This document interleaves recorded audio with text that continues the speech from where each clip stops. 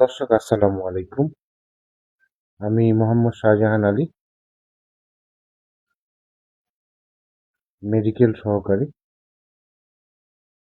BSB medical dispensary Panchagarh. আমার chamber হচ্ছে medicine রোডে।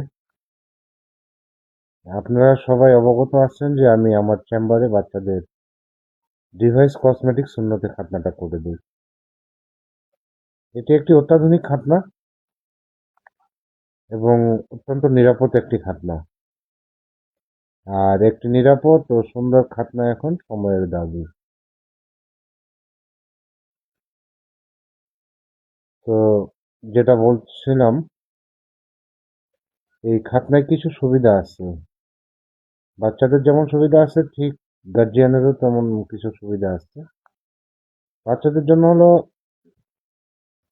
কনকনে শীতের ভিতরে খাতনাটা করা যায়, অর্থাৎ বাচ্চারা প্যান্ট পরতে পারে, লুঙ্গি বা গামছা পরতে হয় না, যার কারণে শীতকালীন খাতনাটা করলে তেমন সমস্যা হয় না।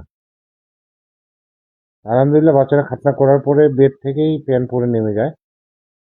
এবং এখন তো স্কুল বন্ধই আছে যদিও, তারপরে স্কুলে যেতে পারে। যথারীতি তারা গোসল এবং খেলাধুলাও করতে পারে। পাশাপাশি হচ্ছে রক্তপাতের কোনো সুযোগ নেই, অর্থাৎ ব্লিডিং লেস, মানে রক্তপাত হয় না যেটাকে বলি আর কি। তৃতীয়ত হলো একদিনের বাচ্চা থেকে শুরু করে যে কোনো বয়সী, ইনক্লুড নবমুসলিম যেটা তাদের করা হয়, বা অন্যান্য কোনো ধর্মাবলম্বী ভাই যদি ইনফেক্টেড হয় আর কি, ইনফেকশন নিয়ে আসে, তাদেরও খাতনা করে দেওয়া হয় প্রয়োজন অনুসারে।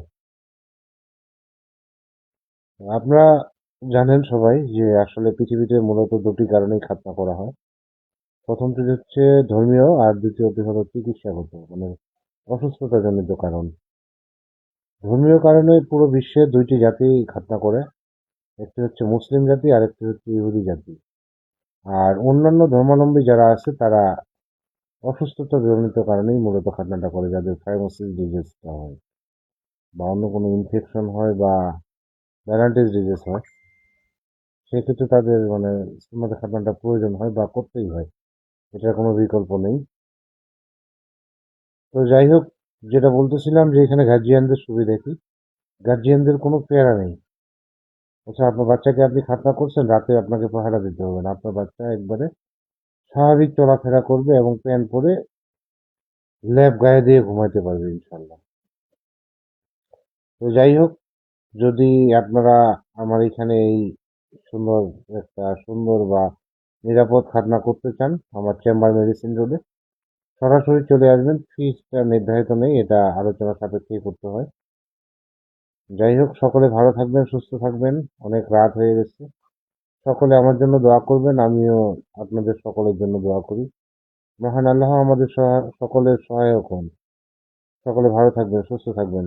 আল্লাহ হাফিজ। আসসালামু আলাইকুম ওয়া রাহমাতুল্লাহি ওয়া বারাকাতুহু।